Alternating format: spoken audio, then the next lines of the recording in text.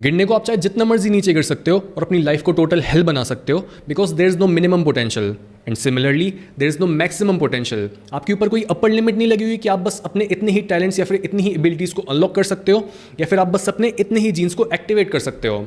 आप अपनी पोटेंशियल को रियलिटी बनाते बनाते मर जाओगे, लेकिन आपकी पोटेंशियल खत्म नहीं होगी।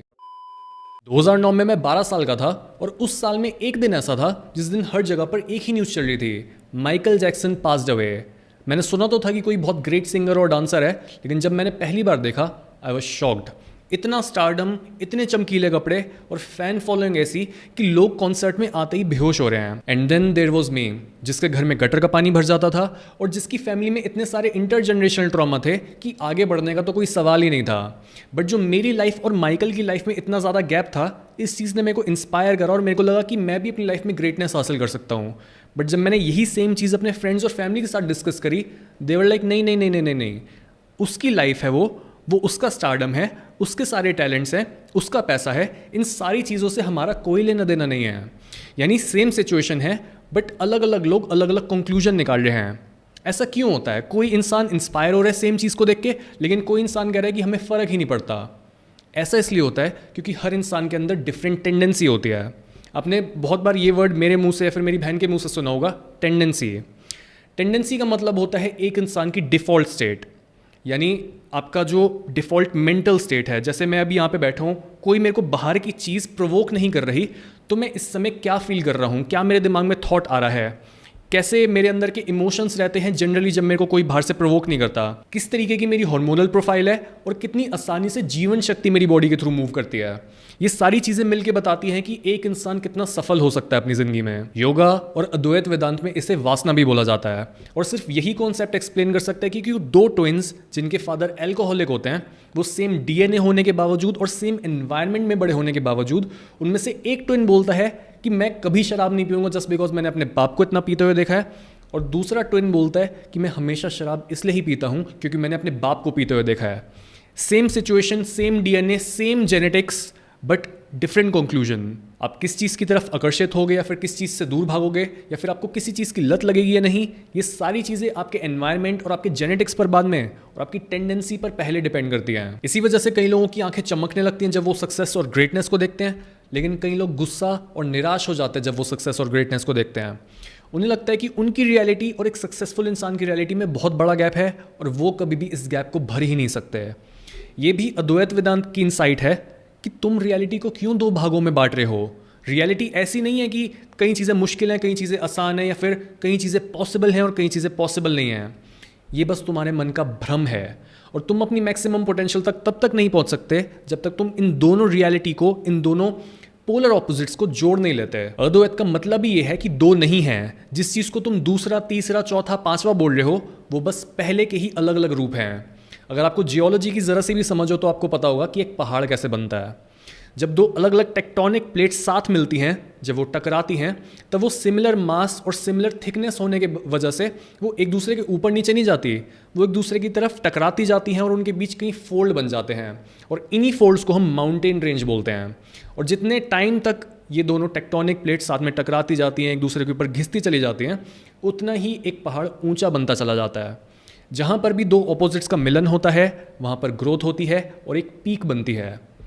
नाउ आप में से कई लोग ये सोच सकते हैं कि नहीं यार, मेरे पेरेंट्स की नेचर एकदम ऑपोजिट है, लेकिन फिर भी उनके मिलने पर कोई ग्रोथ नहीं हुई और वो तो आपस में लड़ते ही रहते हैं।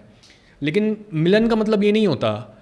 ऑपोजिट्स के मिलने का मतलब होता है कि दो अपोजिंग फोर्सेस साथ में मिलती हैं एक दूसरे को ग्रो करने की इंटेंशन से, तब होती है असली ग्रोथ। साइकोलॉजी में भी एक टेक्निक होती है जिसे बोलते हैं NLP, यानी न्यूरो लिंग्विस्टिक प्रोग्रामिंग, जो इसी तरीके से हमारे अंदर मौजूद दो अपोजिंग फोर्सेस को यूज़ करती है हमें हमारे डिज़ायर्ड आउटकम तक पहुंचाने के लिए। ये अपोजिंग फोर्सेस होती हैं पेन और प्लेजर, बिकॉज हम हर उस चीज़ का पीछा करते हैं जो हमें प्लेजर देती है और हम हर उस चीज़ से दूर भागते हैं जो हमें पेन देती है। इसी वजह से अगर एक इंसान अपनी लाइफ में एक परमानेंट चेंज लाना चाहता है फॉर द बेटर, बट वो बार बार उन्हीं पुरानी गंदी हैबिट्स में वापस से अड़ जाता है, तो ऐसा उसके साथ इसलिए ही होता है बिकॉज ना तो उसने अपनी सक्सेस के साथ एक बहुत बड़ा प्लेजर जोड़ रखा होता है और उसने अपने फेलियर के साथ भी बहुत हल्का सा पेन जोड़ रखा होता है। उसे कुछ फ़र्क ही नहीं पड़ता। वो कहता है सक्सेस मिल जाए तो भी ठीक, अगर फेलियर हो तो भी क्या फ़र्क पड़ता है, जो किस्मत में होगा मिल जाएगा।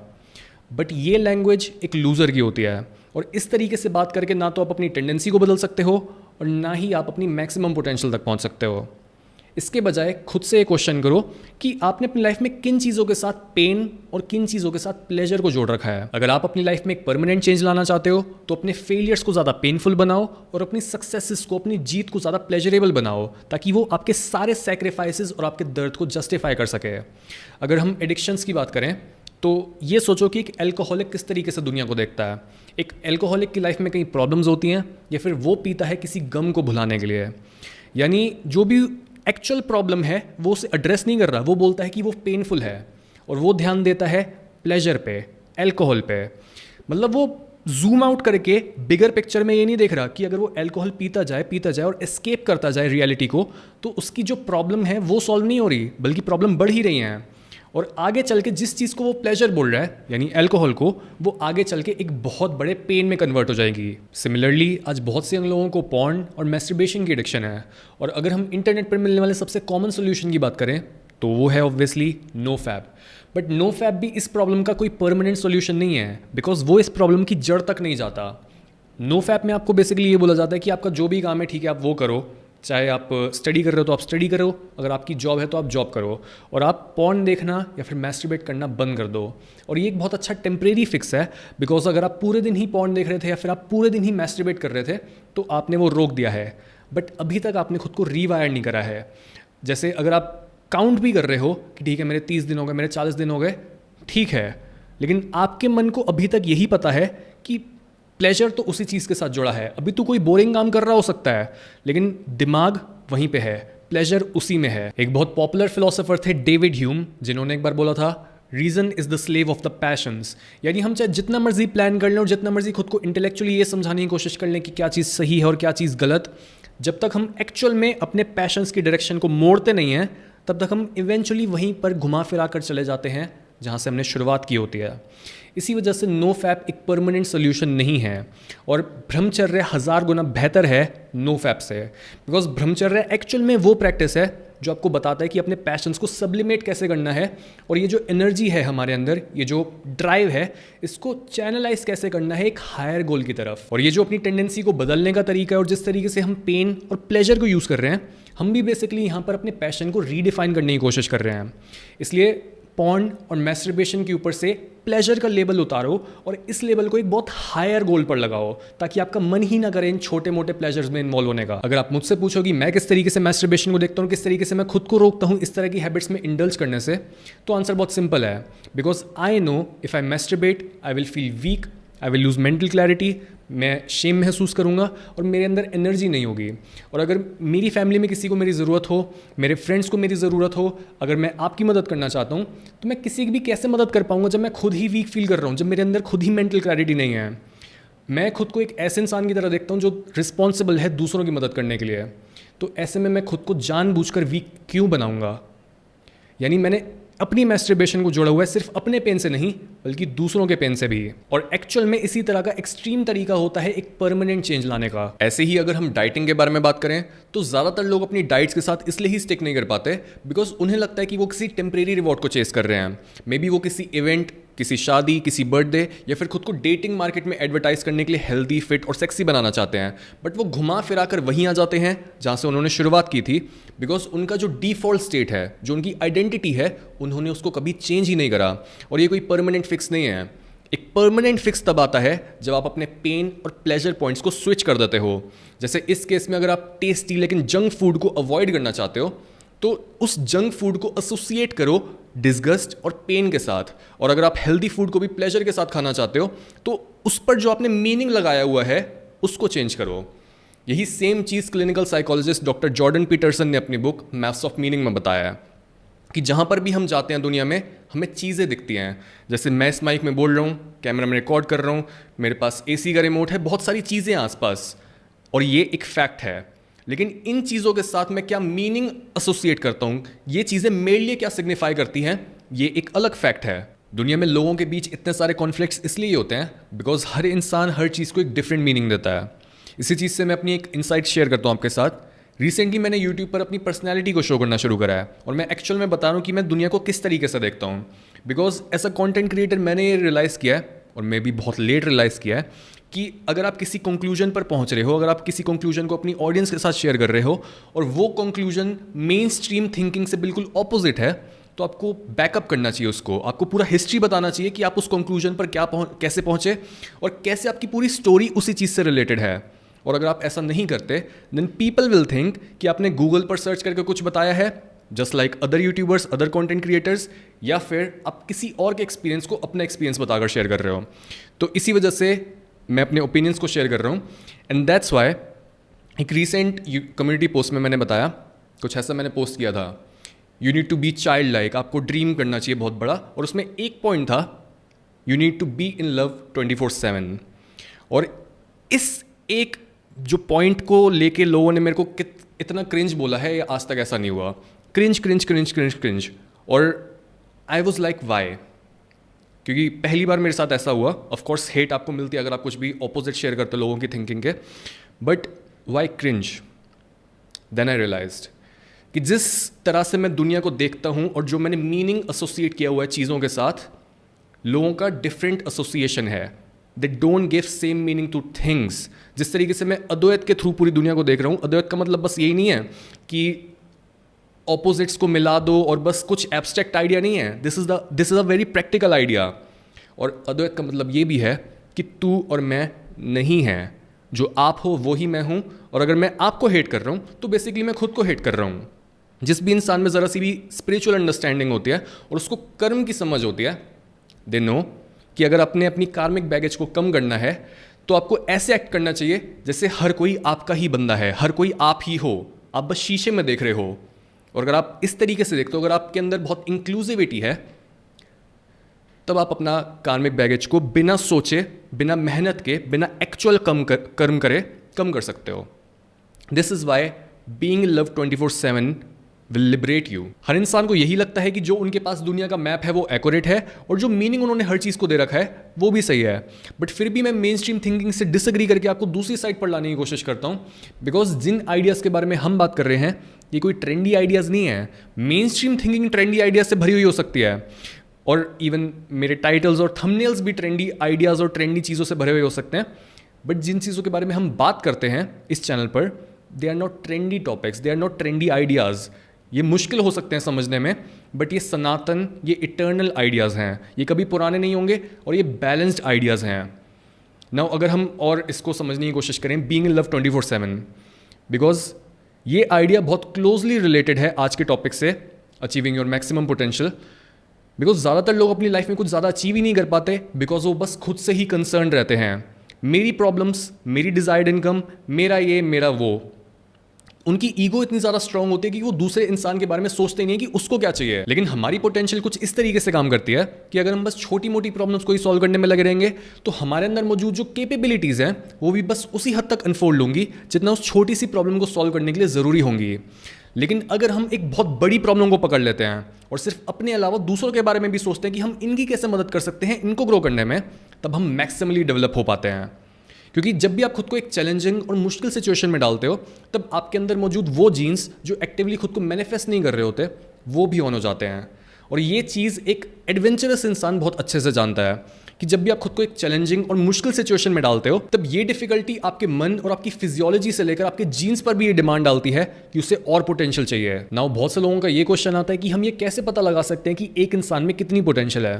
And the answer is nobody knows किस में कितनी पोटेंशियल है।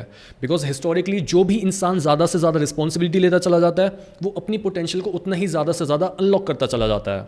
अगर आप कंसिस्टेंटली डिसिप्लिन्ड हो, अगर आप खुद को नए नए एनवायरनमेंट्स, नई सिचुएशंस, नए आइडियाज से एक्सपोज करते हो, तो आप उतने ही अंदर से छुपे हुए टैलेंट्स और एबिलिटीज़ को बाहर लाते चले जाते हो। और दुनिया में ऐसा कोई भी इंसान नहीं आया जिसने ये बोला हो कि मैं नए आइडिया से खुद को एक्सपोज कर रहा हूँ, मैं मुश्किलों को फेस कर रहा हूँ, लेकिन फिर भी मैं ग्रो नहीं कर पा रहा। ऐसा कभी नहीं होता। गिरने को आप चाहे जितना मर्जी नीचे गिर सकते हो और अपनी लाइफ को टोटल हेल बना सकते हो, because there is no minimum potential and similarly there is no maximum potential. आपके ऊपर कोई अपर लिमिट नहीं लगी हुई कि आप बस अपने इतने ही टैलेंट्स या फिर इतनी ही एबिलिटीज़ को अनलॉक कर सकते हो, या फिर आप बस अपने इतने ही जीन्स को एक्टिवेट कर सकते हो। आप अपनी पोटेंशियल को रियलिटी बनाते बनाते मर जाओगे, लेकिन आपकी पोटेंशियल खत्म नहीं होगी। इसी वजह से टाइम बहुत ज़्यादा ज़रूरी होता है। बिकॉज अगर आप इस एपिसोड को ये सुन के समझ जाओ कि ओके, मेरे को अपनी टेंडेंसी को बदलना है, और अगर मैंने अपनी टेंडेंसी को नहीं बदला तो मैं घुमा फिरा कर वहीं पहुंच जाऊंगा जहां से मैंने शुरुआत की थी, बिकॉज मेरी डिफ़ॉल्ट नेचर चेंज नहीं हुई। और डिफ़ॉल्ट नेचर को चेंज करने के लिए मैं पेन और प्लेजर का सहारा लूँगा। Got it. अगर आप अभी से काम करना शुरू करो तो थ्रू आउट लाइफ जितनी आप अपनी पोटेंशियल को अनलॉक करोगे वो बहुत ज़्यादा होगी एज़ कम्पेयर टू अगर आप यही काम 5 साल बाद करना शुरू करोगे। बट ज़्यादातर लोग ये काम करने से डरते हैं, बिकॉज पोटेंशियल की बातें जो होती हैं वो सुनने में तो बहुत अच्छी लगती हैं कि अच्छा मैं इतना सब कुछ कर सकता हूँ, मेरे अंदर अनलिमिटेड पोटेंशियल है। बट जब भी आपको पता चलता है कि यार कितना सेक्रीफाइस लगता है इस चीज़ में, जब भी जीत आपके आगे हाथ फैला के आपसे मांगती है कि पहले पेमेंट कर, जीत की सारी पेमेंट एडवांस्ड होती है, तो आप डर जाते हो। बिकॉज आपको पता लगता है कि सेक्रीफाइस करने का मतलब है कि आपको अपने बहुत सारे दोस्तों को छोड़ना पड़ेगा, बिकॉज वो आपको ग्रो करने में मदद नहीं कर रहे हैं। आपको अपनी फैमिली से दूर रहना पड़ेगा, आपको जो चीज़ें अच्छी लगती हैं अभी करना उनको छोड़ना पड़ेगा। ये सारी बातें सुन के आप डर जाते हो, आप बोलते हो कि इतना सेक्रीफाइस करना है तो फिर मैं ऐसा ही ठीक हूँ। ज़्यादातर लोग मीडियोकर इसलिए ही रह जाते हैं बिकॉज उनमें करेज नहीं होती। एक ऑथर हैं डेविड हॉकिंस, जिन्होंने कॉन्शियसनेस का पूरा मैप बनाया है यूजिंग किनेसियोलॉजी। और जो लोग ये ऑडियो में सुन रहे हैं आप गूगल पर जाकर सर्च भी कर सकते हो, David Hawkins map of consciousness. उन्होंने बेसिकली पूरा चार्ट बनाया, एक स्पेक्ट्रम है जहाँ पर उन्होंने देखा कि सबसे वर्स्ट इमोशन कौन सा है जो हमारी लाइफ को बर्बाद कर देता है, और सबसे बेस्ट इमोशन कौन सा है जो प्रोस्पेरिटी को प्रमोट करता है। और उन्होंने फाइंड आउट करा कि जो सबसे ख़राब इमोशन होता है वो होता है शेम। कई बार मुझे ये बहुत हैरानी होती है कि कैसे अलग अलग फील्ड्स के लोग सेम कंक्लूजन पर पहुंचते हैं। जैसे डॉक्टर कार्ल यूंग ने भी एक बार बोला था, shame is a soul eating emotion. मैं इसे कर्म की नज़र से देखता हूँ, बिकॉज कर्म का मतलब होता है action at all levels, action at physical level, emotional level, energetic level और मेंटल लेवल। और शेम एक ऐसा इमोशन है जो बार बार बिना कुछ काम करे ही आपके कार्मिक बैगेज को बढ़ाया जा रहा है। आप अपने मन में ही सिनारियोज बनाते रहते हो और खुद के ऊपर बोझ को बढ़ाते हो। शेम एक ऐसा इमोशन है जो बेसिकली सबसे अलग होने को बोलता है हमें। वो बोलता है कि हम सबसे अलग हैं। सोचो ये कितना कॉन्ट्ररी है जो हमने अद्वैत की बात की है। अद्वैत बोल रहा है कि हर चीज़ जुड़ी हुई है, हर चीज़ एक है, 2 3 4 5 नहीं है, एक ही है। लेकिन शेम इसके बिल्कुल ऑपोजिट है।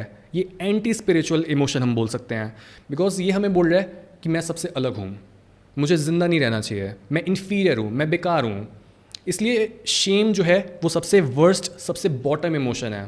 जबकि अगर हम दूसरी साइड पर जाएं, हायर इमोशंस की साइड, तो वहाँ पर है पीस, जॉय, लव, इस तरीके के इमोशंस। बिकॉज इस तरह के इमोशंस लोगों को जोड़ते हैं। हमारे ऊपर रिस्पॉन्सिबिलिटी जब होती है तब भी हम अच्छा फील करते हैं और हम अपनी पोटेंशियल को और एक्सपैंड कर सकते हैं। लिटरली जो ये लोअर इमोशंस हैं ये डिस्ट्रक्टिव होते हैं, और जो अपर इमोशंस हैं उनको बोला जाता है कि वो एक्सपेंसिव हैं और वो इंक्लूसिव हैं। वो लोगों को साथ में जोड़ते हैं और सबकी ग्रोथ होती है उन इमोशंस के थ्रू। और जो emotion in upper level of emotions और लोअर लेवल ऑफ इमोशंस को सेपरेट करता है वो होता है करेज। आपको बहुत ज़्यादा हिम्मत चाहिए होती है जब आप अपनी कॉन्शियसनेस को एक लोअर लेवल से हायर लेवल पर ले जा रहे होते हो। और ये चीज़ मैंने भी एक्सपीरियंस किया है, because I wasn't born in love 24/7। जब मैं कॉलेज में था तब मैं हर किसी को हेट करता था। मेरे दोस्त हंसते थे, कोई सामने इंसान खड़ा भी होता था, मैं बोलता था इसको थप्पड़ मारने का मन कर रहा है, और कोई मेरे को बॉदर भी नहीं कर रहा, but I was already bothered. Hateful लोगों की यही प्रॉब्लम होती है कि उन्हें चाहे कोई तंग भी ना कर रहा हो, उन्हें हर किसी को जाके तंग करने की तलब होती है अंदर से। बट जो इंसान प्यार में होता है वो दूसरे को भी बोलता है कि तू भी साथ आ जा यार, साथ में ग्रो करते हैं। ये होता है मतलब प्यार में होने का। इस एपिसोड में हमने बहुत से नए आइडियाज़ के बारे में बात करी, और इतनी सारी नॉलेज को डाइजेस्ट करना एक ही बारी में बहुत मुश्किल होगा। इसलिए अब जो भी हमने सीखा उसे समराइज़ करते हैं। और अगर आपको ये एपिसोड ना समझ आए हो, एक बारी सुनो, 2 बारी सुनो, 3 बारी सुनो और नोट्स बनाओ, ताकि आपने जो भी नया सीखा है आप उसे भूलो ना और वापस से अपनी पुरानी टेंडेंसी पर ना जाओ। सबसे पहले हमने बात करी थी कि कोई भी इंसान एक ब्लैंक स्लेट की तरह पैदा नहीं होता। 2 लोग सेम सिचुएशन में रहकर भी और सेम प्रॉब्लम से डील करने के बावजूद भी काफ़ी डिफरेंट रिजल्ट्स प्रोड्यूस करते हैं। ऐसा इसलिए होता है क्योंकि हम सबकी एक डिफ़ॉल्ट नेचर होती है, और हमारी किस्मत तब तक इसी डिफ़ॉल्ट नेचर के हिसाब से चलती रहती है जब तक हम अपनी नेचर को चेंज नहीं कर लेते। अगर आप लेज़ी हो तो अपनी डेस्टिनी को बदलने के लिए आपने अपनी लेजीनेस को नहीं, अपनी आइडेंटिटी को टारगेट करना है। अगर आपको किसी चीज़ की लत लगी हुई है तब भी उस लत पर नहीं, खुद की नेचर को चेंज करने पर फोकस करो। हम अपनी डिफ़ॉल्ट नेचर को चेंज कर सकते हैं जिन चीज़ों के साथ हम पेन को और प्लेजर को जोड़ते हैं, बस उन्हें चेंज करके। हम पेन और प्लेजर को इसलिए यूज़ कर रहे हैं क्योंकि हमारा इंटेलेक्चुअल माइंड हमारे सबकॉन्शियस माइंड का गुलाम है। हमें इंटेलेक्चुअली दुनिया भर की नॉलेज हो सकती है, लेकिन फिर भी हम करते वही हैं जो हमें प्लेजर दे। हम बोलते तो हैं कि हमारा रिसेंटली डेवलप हुआ ब्रेन का पार्ट यानी प्री फ्रंटल कॉर्टेक्स हमारे दिमाग के एंशिएंट पार्ट लिम्बिक सिस्टम से ज़्यादा एडवांस्ड है, लेकिन हमारा कॉर्टेक्स भी इनफैक्ट हर समय लिम्बिक सिस्टम की डिज़ायर्स को ही पूरा करने की कोशिश कर रहा होता है. That's why if you really want to change and become a better person, then change what excites you and change what scares you. मैंने खुद की बुरी आदतों को अपने और दूसरों के दर्द से जोड़ा हुआ है. मेरी मोटिवेशन और प्रायोरिटी क्रिस्टल क्लियर है कि मैंने स्ट्रांग बने रहना है, अपनी मेंटल क्लैरिटी को लूज़ नहीं करना. मैंने खुद को कभी भी ऐसी सिचुएशन में नहीं फंसाना जहां से निकलने के लिए मुझे झूठ बोलना पड़े, या फिर मुझे कोई ऐसा काम नहीं करना जो मुझे मेरे गोल से दूर ले जाए. ऐसे ही आप भी अपनी एक लिस्ट बना सकते हो अपने नॉन नेगोशिएबल्स की. जैसे अगर आप कभी अपने माँ बाप को नहीं रुलाना चाहते तो अपने फेलियर के दर्द को और गहरा बनाओ उसे अपने माँ बाप के दर्द से जोड़कर. ऐसे आप अपने फेलियर्स के साथ जितने ज़्यादा दर्द और अपनी सक्सेस के साथ जितनी ज़्यादा खुशी जोड़ोगे, उतने ही हाई चांसेस होंगे कि आप अपनी पुरानी आदतों के पास वापस नहीं जाओगे और कंसिस्टेंटली ग्रो कर पाओगे. ये बोलने के बजाय कि मैं खुद को बदल रहा हूँ, बोलो कि मैं बदल चुका हूँ. सारा खेल आइडेंटिटी का है. अगर आपकी नई आइडेंटिटी काम और सक्सेस को प्रायोरिटाइज करती है और वो ही उसका पैशन है, तो आप काम में भी मज़ा ढूंढ पाओगे. इसके साथ ही खुद की मेंटल और बायोलॉजिकल पोटेंशियल को अनलॉक करने के लिए आपको उन्हें लगातार नए नए रीजंस देने होंगे. आपको खुद को नई मुश्किलों के बीच फंसाकर खुद से डिमांड करनी पड़ेगी नई पोटेंशियल की. लेकिन हमारा मन या शरीर ये नहीं चाहता कि हम अपनी पोटेंशियल को अनलॉक करें, बिकॉज छुपी पोटेंशियल को बाहर लाने में डेंजर है और ये एक बहुत रिसोर्स हैवी प्रोसेस है, जिस वजह से बिना खुद पर बहुत ज़्यादा प्रेशर बनाए आप अपनी पोटेंशियल को कभी बाहर नहीं ला सकते. कोई भी आपको ये तो नहीं बता सकता कि आप में टोटल कितनी पोटेंशियल है, लेकिन अगर आप अपनी करेंट पोटेंशियल को मेजर करना चाहते हो तो उसकी इक्वेशन कुछ ऐसी होगी: inborn tendency plus acquired tendency into the amount of responsibility you take. यानी आप किस नेचर के साथ पैदा हुए, आपने अपनी नेचर को कितना बदला और आपने अभी तक खुद पर कितना प्रेशर डाला अपनी और दूसरों की जिम्मेदारी का. अपने साथ साथ दूसरों की जिम्मेदारी लेना इसलिए ज़रूरी है क्योंकि ये चीज़ आपको ज़्यादा मैच्योर होने के लिए और अडेप्ट करने के लिए फोर्स करती है. और एक हायर स्टेट ऑफ कॉन्शियसनेस वही होती है जहाँ पर हम अपने साथ साथ दूसरों की ग्रोथ में भी कंट्रीब्यूट करते हैं.